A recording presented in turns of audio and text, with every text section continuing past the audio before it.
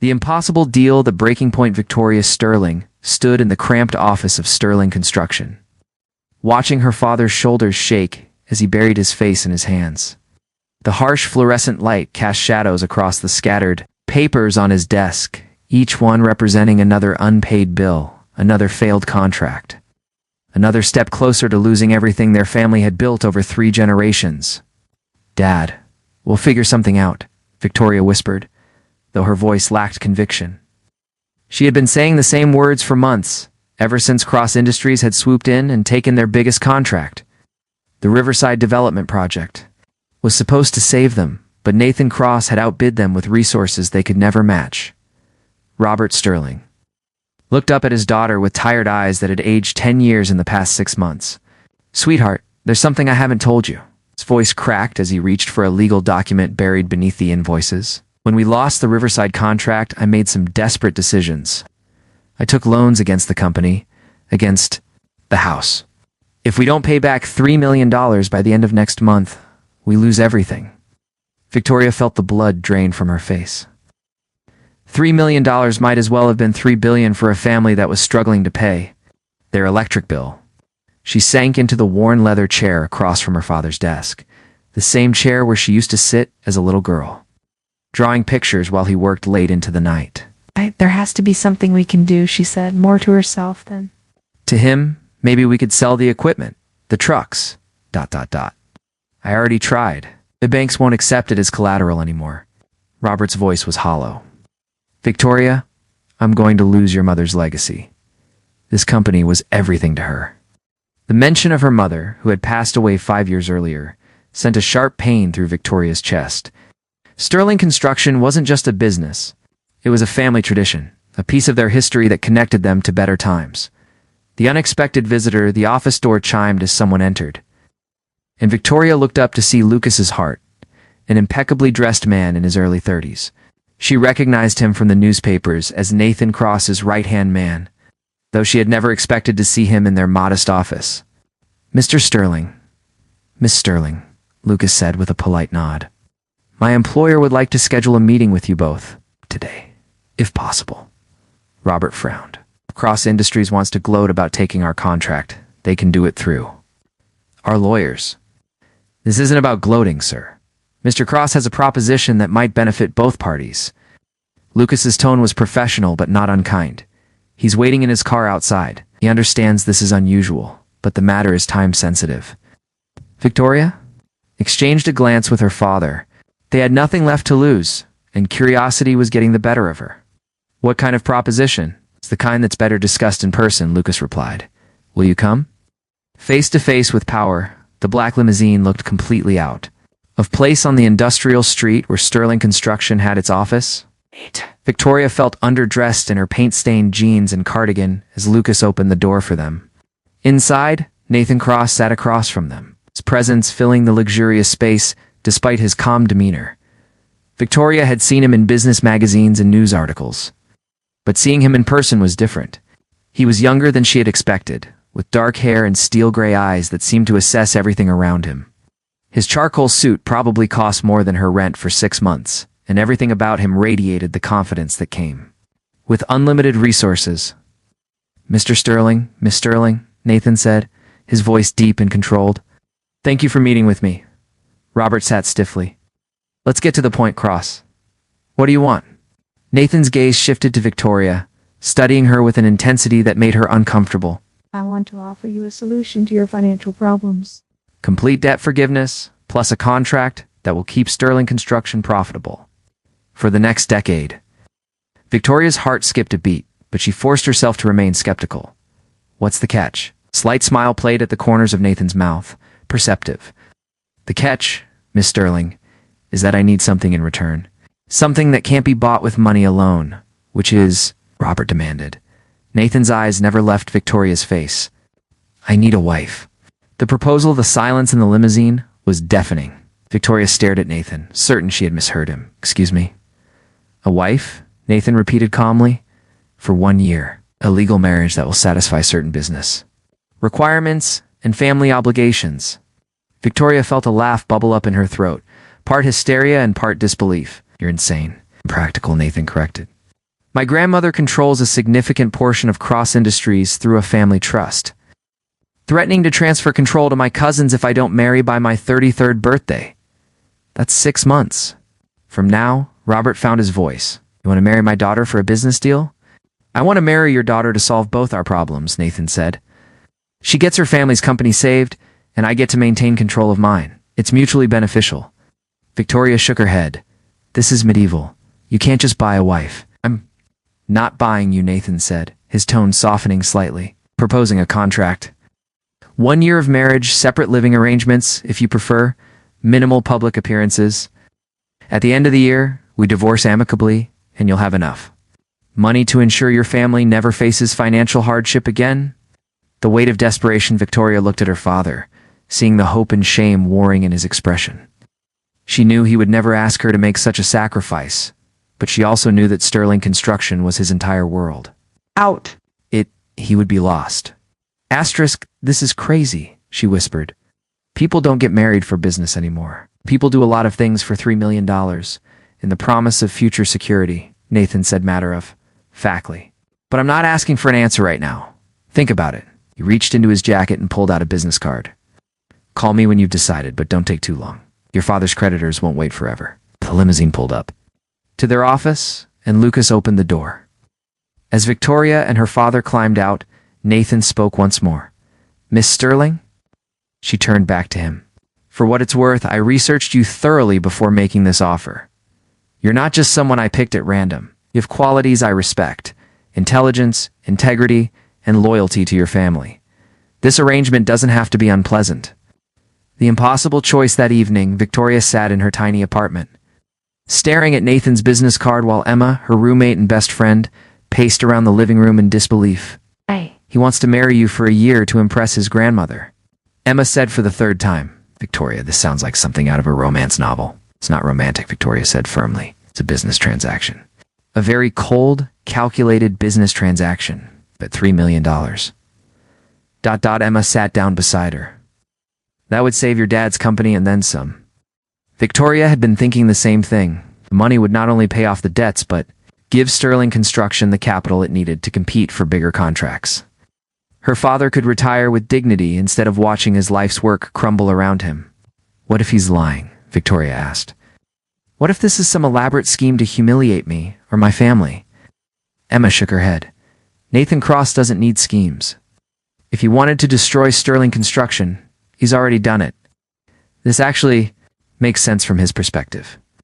He gets a wife who won't try to take half his fortune in a real divorce, and you get to save your family. Victoria stood up and walked to the window, looking out at the city lights.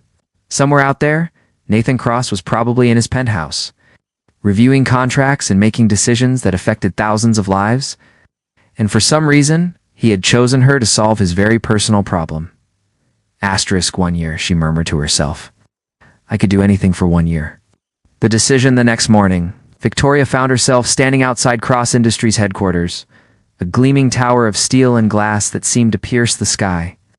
She had barely slept, spending the night weighing her options and coming to the same conclusion every time. She didn't really have a choice. Her phone buzzed with a text from her father. The bank called. They're starting foreclosure proceedings on the house. Sorry, sweetheart. Victoria closed her eyes, feeling the weight of responsibility settle on her shoulders. Mother had always told her that family came first, that the Sterling name meant something.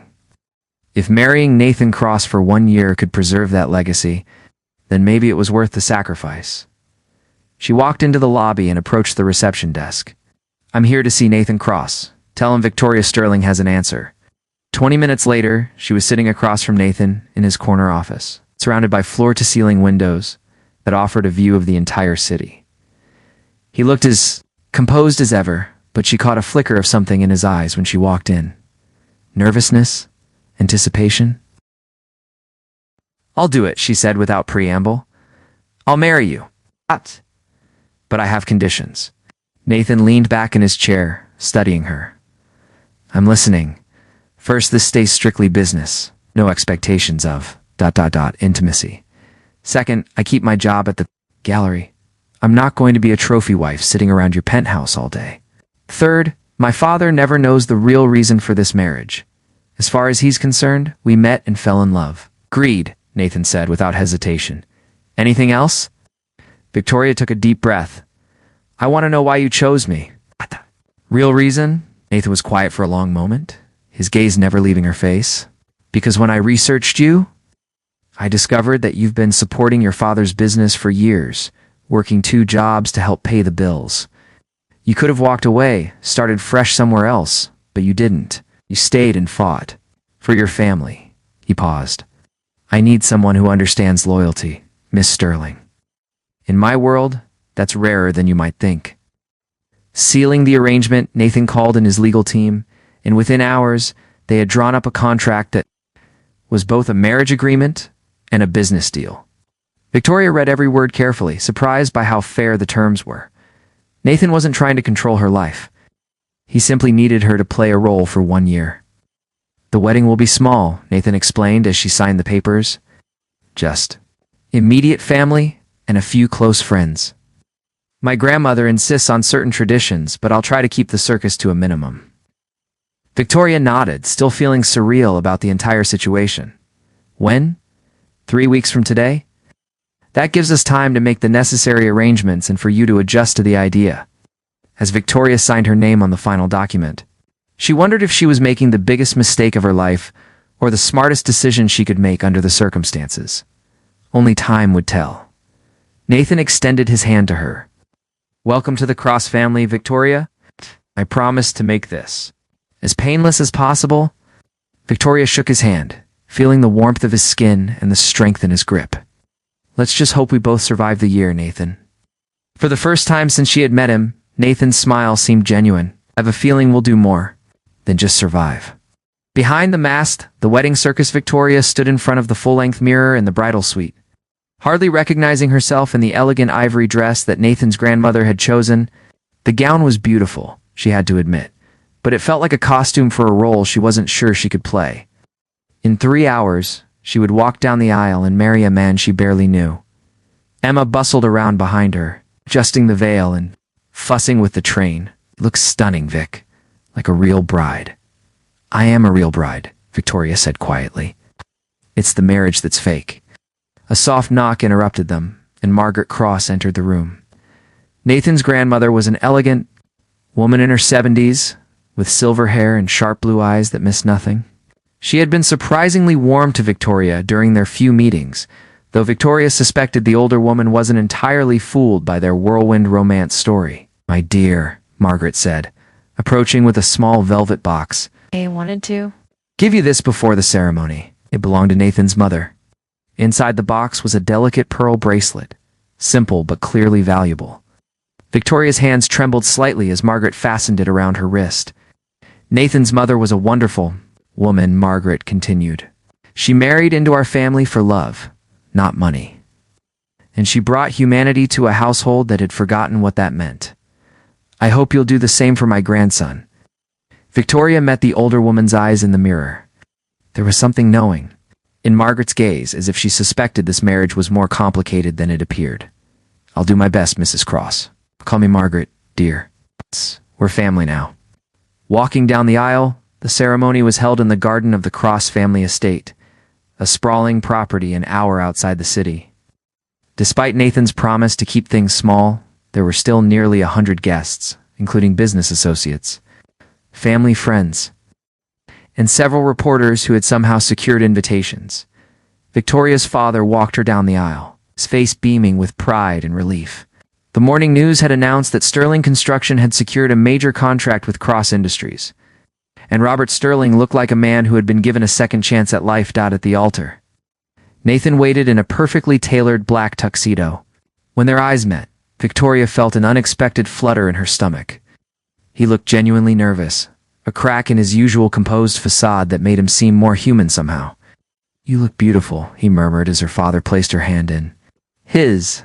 You clean up pretty well yourself, she whispered back, earning a small smile. The ceremony itself was a blur of traditional vows and formal pronouncements.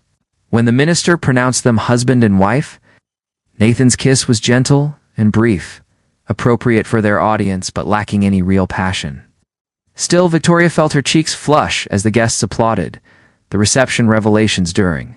The reception, Victoria found herself swept into a world she had only seen in magazines. The guests were titans of industry, society figures, and people whose names regularly appeared in Forbes lists. She smiled and made small talk, playing the part of the happy bride while Nathan worked the room with practiced ease. "So tell me," said a woman with perfectly coiffed hair and jewelry that could fund a small country, "how did you two really meet? The story about the charity gala seems a bit convenient." Victoria's smile never wavered. Sometimes the best things happen when you least expect them. It wasn't exactly a lie, she told herself. She certainly hadn't expected to be married to a billionaire when she woke up a month ago. As the evening wore on, Victoria noticed something interesting about Nathan. With his business associates, he was charming but distant, every word calculated, for maximum effect. But when he interacted with the staff, the servers, even the photographer, his demeanor softened. He remembered names, asked about families, and treated everyone with genuine respect. During a quiet moment, she found herself alone with Lucas, Nathan's assistant and oldest friend. "You seem surprised by something," Lucas observed, following her gaze to where Nathan was helping an elderly waiter who had stumbled slightly. "I expected him to be different," Victoria admitted. "More arrogant, I suppose." Lucas smiled. Nathan spent years building walls around himself. Most people only see the business side because that's what he shows them. But the man who just made sure that waiter was okay? That's the real Nathan Cross. Why does he hide it? Because showing weakness in his world is dangerous, Nathan learned. That lesson very young. Lucas's expression grew serious. His father was a ruthless man who believed that emotions were a liability. Nathan's mother was the only person who brought out his softer side, and when she died when he was 16, Nathan buried that part of himself. Victoria felt a pang of unexpected sympathy. She was beginning to understand that Nathan's cold exterior might be armor rather than his true nature. Moving in after their honeymoon in the Bahamas, which had been more like a business trip with better scenery, Victoria moved into Nathan's penthouse. The space was impressive but sterile. All clean lines and expensive furnishings that looked like they had never been truly lived in. "The master bedroom is yours," Nathan said, carrying her suitcases. "I've moved my things to the guest room." Victoria was surprised. "Nathan, this is your home." "I can take the guest room. The master suite has better natural light. I thought you'd want space to paint." The gesture was unexpectedly thoughtful. Dorier had mentioned her love of painting exactly once during their conversation about her keeping her gallery job. "Thank you," she said softly.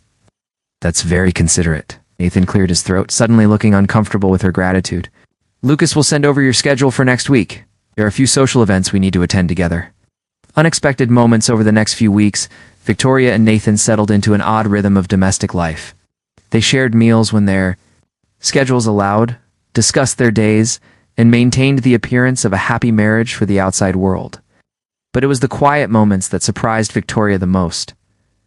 She came home from the gallery one evening to find Nathan in the kitchen, attempting to cook dinner. His usually perfect hair was disheveled, and there was flour on his expensive shirt. "What's all this?" she asked, trying not to smile at the chaos he had created. "I thought I'd try making dinner instead of ordering in again," Nathan said, looking frustrated with the pasta that was clearly overcooked. "When was the last time you actually cooked something?" Nathan's sheepish expression was answer enough. Victoria moved to the stove, salvaging what she could of the meal. "Here, let me help." Working together in the kitchen felt surprisingly natural. Nathan proved to be a quick learner, following her instructions with the same focus he probably brought to boardroom negotiations. When they finally sat down to eat the rescued dinner, Victoria realized she was actually enjoying herself. "This is nice," she said, then immediately felt embarrassed for the admission. Nathan looked up from his plate. "You sound surprised?" "I guess I am. I thought this arrangement would be more ... awkward."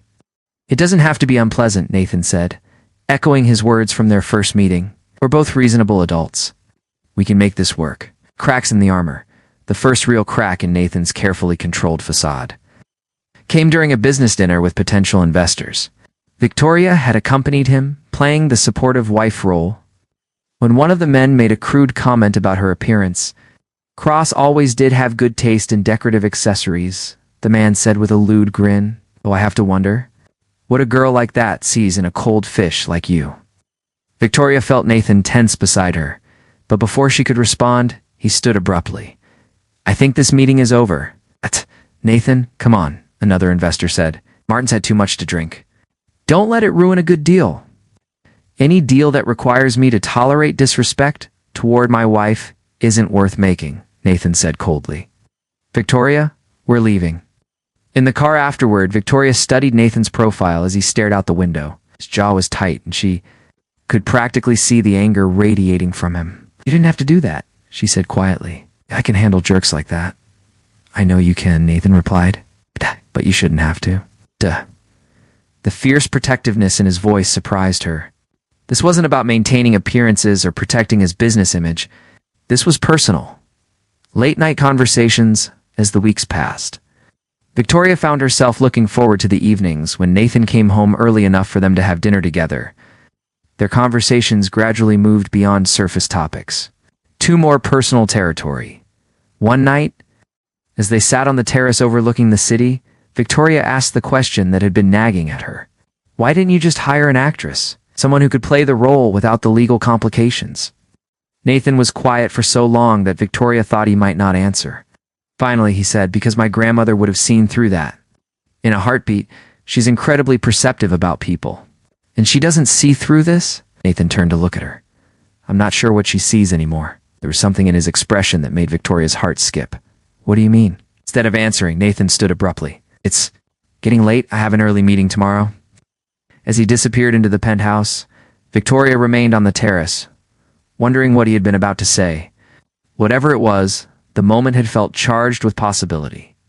And that frightened her more than she wanted to admit. The gallery opening Victoria's.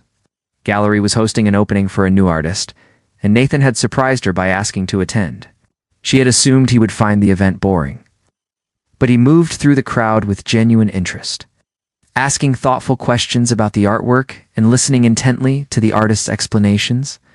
You're full of surprises, Victoria told him as they stood before a particularly striking abstract painting.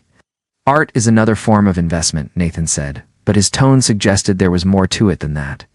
Is that why you're here? Scouting? For investments? Nathan looked at her, his expression unreadable. No, I'm here because it's important to you. The simple honesty of his statement caught Victoria off guard. Here. She was saved from having to respond by the arrival of the gallery owner, who was eager to introduce Nathan to potential buyers.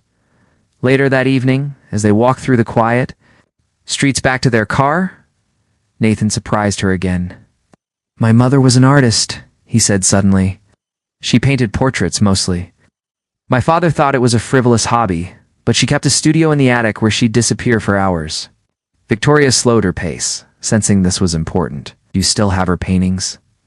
A few there in storage, and Nathan's voice was carefully neutral. Haven't looked at them since she died. Maybe you should, Victoria said gently.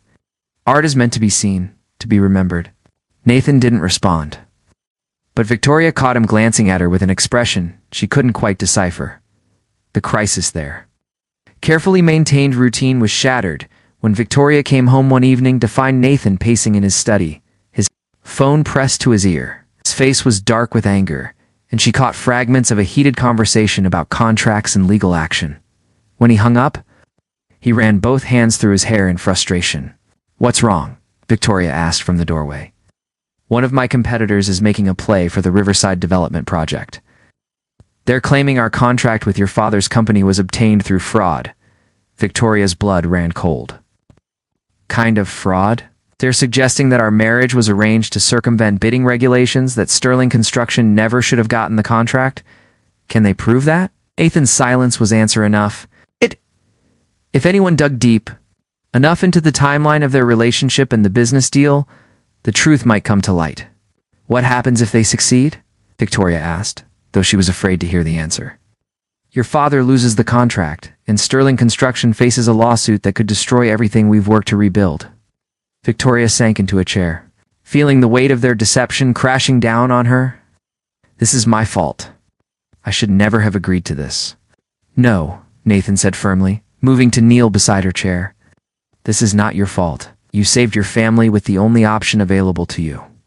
His hands covered hers, warm and steady. I'll fix this, Victoria. Won't let your father pay for my problems. Asterisk looking into his eyes, Victoria saw something that made her breath catch. The cold, calculating businessman was gone, replaced by a man who was genuinely concerned about her and her family. It was the first time she had seen Nathan completely unguarded, and the intensity of his emotion was almost overwhelming. She whispered. Nathan's thumb traced over her knuckles. I don't know yet, but I'll figure it out. As they sat there in the quiet of his study, Victoria realized that something fundamental had shifted between them.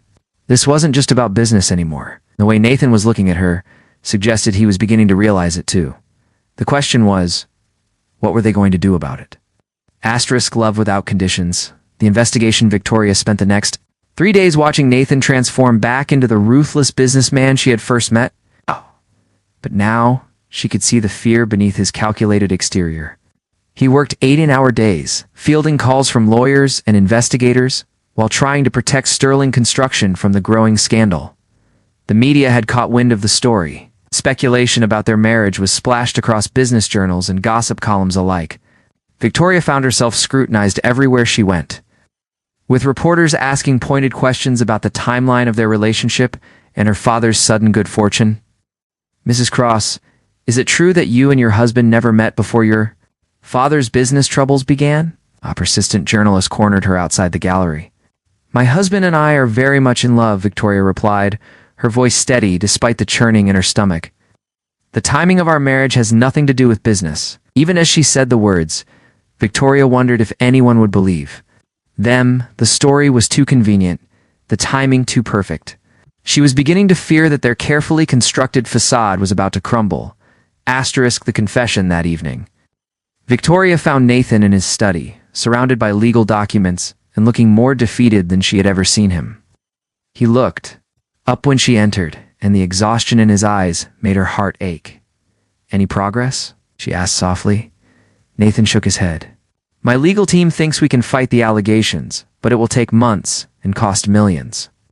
Even if we win, the damage to both our reputations might be irreversible. Victoria sat down across from him, studying his face. There's something else, isn't there? Nathan hesitated, then reached for a folder on his desk. The investigator they hired is good. Very good. He's uncovered some things about the timing of our marriage that will be difficult to explain, such as asterisk, the marriage license application was filed the same day your father's debts came due. Our first public appearance together was at a charity event that happened to be attended by the bank's loan officer. Nathan's voice was grim. Individually, these could be coincidences. Together, they paint a picture of an arranged marriage designed to circumvent business regulations. Victoria felt sick. So what do we do? Nathan was quiet for a long moment, his fingers drumming against the desk. We could tell the truth about why we really got married, except whatever consequences come from that. Nathan's eyes met hers. It would mean the end of our arrangement, of course. You'd be free to leave, start over somewhere else. The casual way he said it, as if her leaving was inevitable, stung more than Victoria had expected. Is that what you want? Something flickered in Nathan's expression. What I want isn't relevant to this situation. It is to me. The words hung. Between them, loaded with meaning, neither of them was quite ready to acknowledge. Nathan stood abruptly, turning to face the windows that overlooked the city. Victoria, you need to understand something. If we continue fighting this, your life will be under a microscope. Every decision you've ever made, every relationship you've ever had, will be dissected by lawyers and reporters. I won't put you through that. Don't I get a say in this? Nathan turned back to her, his expression pained. Of course you do. ... But I need you to understand what you'd be choosing. Victoria stood as well, moving closer to him. What if I choose to fight? Then we fight together, Nathan said quietly. But I need you to be certain. Because once we commit to this path, there's no going back. The revelation the next morning brought an unexpected visitor. Margaret Cross arrived at the penthouse, unannounced, sweeping past Lucas with the authority of someone accustomed to getting her way. Grandmother, Nathan said, clearly surprised. I wasn't expecting you. Obviously, Margaret replied dryly. Otherwise, you might have prepared a better explanation for this mess you've gotten yourselves into. Victoria felt her cheeks burn. Mrs. Cross, I can explain, oh my dear. I think I understand the situation perfectly. Margaret settled into a chair, as if she planned to stay for hours. The question is whether you two understand it. Nathan frowned. What do you mean? Margaret looked between them with the expression of someone dealing with particularly dense children. Nathan, dear boy, did you really think I didn't know this marriage was arranged? The silence that followed was deafening. Victoria felt as if the floor had dropped out from under her. You knew? Nathan asked, his voice barely above a whisper. From the beginning? You're my grandson, Nathan. I've known you since you were born. Did you think I wouldn't notice when you suddenly developed feelings for a woman I'd never heard of? Margaret's tone was gentle but amused. And Victoria, dear, no woman in love looks quite as terrified as you did on your wedding day. Victoria sank into a chair, feeling exposed and foolish. Then why didn't you say anything? Because I wanted to see what would happen, Margaret said simply. You see, I've been trying to get Nathan to open his heart for years. He spent so long protecting himself that he forgot how to let anyone in. But watching him with you these past few months, well, it's been quite illuminating. Nathan looked stunned. The trust requirements, the deadline for marriage, all real, I'm afraid. But I would have found a way around them if necessary. Margaret smiled at her grandson. I was hoping this arrangement might turn into something genuine, and I wasn't. Wrong. What do you mean? Victoria asked, though her heart was already racing. Margaret's eyes twinkled. Oh, my dear, surely you've noticed the way my grandson looks at you when he thinks no one is watching. And Nathan, have you seen how Victoria's face lights up when you walk into a room? Victoria felt her cheeks burning again, but this time it wasn't from embarrassment. It was from the truth of Margaret's words, the truth unveiled. After Margaret left, Victoria and Nathan found themselves alone in the living room, the weight of unspoken feelings hanging between them like a tangible thing. Were you ever going to? Tell me, Victoria asked quietly. Tell you what? That this stopped being fake for you? Nathan was silent for so long that Victoria thought he might not answer. When he finally spoke, his voice was raw with emotion. When was I supposed to tell you? When you made it clear from the beginning that this was strictly business? When you set boundaries to protect yourself from exactly this situation? He ran, a hand through his hair. Victoria, you've given me a year of your life to save your family. How could I ask for more? Victoria felt tears prick at her eyes. Maybe because I was hoping you would. Nathan went very still. What? I love you, Nathan. The words came out in a rush, as if she had been holding them back for too long. I don't know when it happened. Somewhere between your terrible cooking attempts and the way you remember how I take my coffee, I fell completely in love with you. Nathan stared at her as if she had spoken in a foreign language. Victoria, ... No, this wasn't part of our deal, she continued, the words flowing now that she had started. I know you hired me to play a role, not to actually be your wife. But I can't pretend anymore that this is just business for me. Nathan crossed the room in 3 quick strides, cupping her face in his hands. Do you have any idea how long I've wanted to hear you say that? Before Victoria could respond, Nathan's lips were on hers. And this kiss was nothing like the careful, calculated ones they had shared in public. This was desperate and honest and full of months of suppressed longing. When they finally broke apart, both breathless, Nathan rested his forehead against hers. I love you too, he whispered. I think I've loved you since that first day when you called me insane for proposing marriage to solve our problems. Victoria laughed, tears streaming down her cheeks. It was a pretty insane proposal. It's the best decision I ever made, Nathan said firmly. Even if I was too scared to admit why I really chose you, and why was that? Nathan's thumb traced over her cheekbone. Because from the moment I met you, you made me want to be the man I used to be before I learned to hide behind walls. You made me want to be worthy of someone like you. Fighting together the next few weeks were a whirlwind of legal battles and media scrutiny, but Victoria and Nathan faced it together as a real team. They held hands during depositions, supported each other through hostile interviews, and presented a united front that was no longer an act. The truth about their arrangement eventually came out. But by then, their genuine love for each other. It was so obvious that the scandal lost much of its sting. The business community, led by Margaret Cross's vocal support, rallied around them. Even the investigators had to admit that while the marriage had begun as a business arrangement, it had clearly evolved into something real.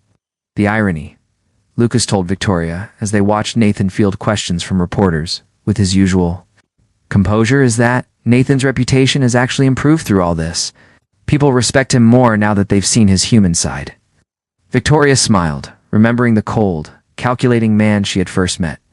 He was always human. He just forgot how to show it. The new beginning 6 months after the scandal broke. Victoria stood in the renovated offices of Sterling Construction. Watching her father oversee the largest project the company had ever undertaken, the business was thriving, and Robert Sterling looked 10 years younger than he had the day she had agreed to marry Nathan. Out of what you've accomplished, Nathan asked, coming up behind her and wrapping his arms around her waist. Victoria leaned back against his chest. We've accomplished. None of this would have been possible without you. I think you're underestimating your own contributions to this partnership, Nathan murmured against her ear. Victoria turned in his arms. Is that what we are? Partners. Among other things, Nathan said with a smile that still made her heart skip. Wife, friend, the woman who taught me that love isn't a weakness to be hidden, but a strength to be celebrated. And what are you to me? Nathan's expression grew serious. Hopefully, the man who gets to spend the rest of his life making you happy? Victoria reached up to touch his face, marveling at how open his expression was now, how easily he showed his emotions. You already make me happy, Nathan. Every single day, a real wedding. A year after their first wedding, Victoria and Nathan stood before the same minister who had married them the first time, but everything else was different. This time, Victoria wore a dress she had chosen herself. Simple and elegant and perfect for the intimate ceremony they had planned. This time, when Nathan said his vows, his voice shook with emotion as he promised to love and protect her for the rest of their lives. This time, when Victoria promised to stand by his side through whatever challenges they might face, she meant every word. And this time, when the minister pronounced them husband and wife, their kiss was full of genuine love and the promise of a future they would build together. How does it feel to be married to the same man twice? Emma asked at the reception, which was being held in the garden of their new home, a place they had chosen together. Victoria looked across the room to where Nathan was talking with her father, both men laughing at something Robert had said. Like I'm the luckiest woman in the world. Margaret Cross appeared at her elbow, elegant as always in her pale blue dress. I told you this would work out, she said with satisfaction. You were very wise to see what we couldn't see ourselves, Victoria agreed. Oh, my dear, I didn't make you fall in love with each other. I simply provided the opportunity. Margaret's eyes twinkled. Love, real love, can't be forced or arranged. It happens when two people are brave enough to be vulnerable with each other. Victoria thought about the journey she and Nathan had. Taken from a cold business arrangement to a partnership built on trust and genuine affection, it wasn't easy. The best things never are, Margaret said, but they're always worth fighting for. The future later that evening, as their guests departed and the house grew quiet. Victoria and Nathan found themselves alone on the terrace where they had shared so many conversations over the past year and a half. Any regrets? Nathan asked, pulling her close as they looked out over the garden where fairy lights twinkled like stars. About marrying you twice? None at all. Victoria smiled up at him. Oh, I have to admit, I'm curious about what our life would have been like if we had met under normal circumstances. Nathan considered this. I probably would have been too intimidated to ask you out. And I probably would have been too intimidated to say yes, Victoria admitted. Maybe we needed the arrangement to get past our own fears. Maybe we did, Nathan agreed. But I'm grateful for every moment that led us here, even the difficult ones. Victoria thought about the scared, desperate woman who had agreed to marry a stranger to save her family's business. That woman could never have imagined she would find such happiness in what had seemed like an impossible situation. I love you, Mr. Cross, she said, the words as natural as breathing now. I love you too, Mrs. Cross, Nathan replied, and Victoria could hear the wonder in his voice, as if he still couldn't quite believe this was real. For the rest of our lives, as they stood together under the stars, Victoria knew that their story was just beginning. They had started as strangers bound by necessity, but they had chosen to become partners, lovers, and best friends. Whatever challenges the future might bring, they would face them together, and that made them both stronger than they had ever been alone. The marriage that had begun as the most practical arrangement either of them had ever made had become the greatest love story of their lives. And in the end, Victoria thought as Nathan's arms tightened around her, that was worth more than all the money in the world.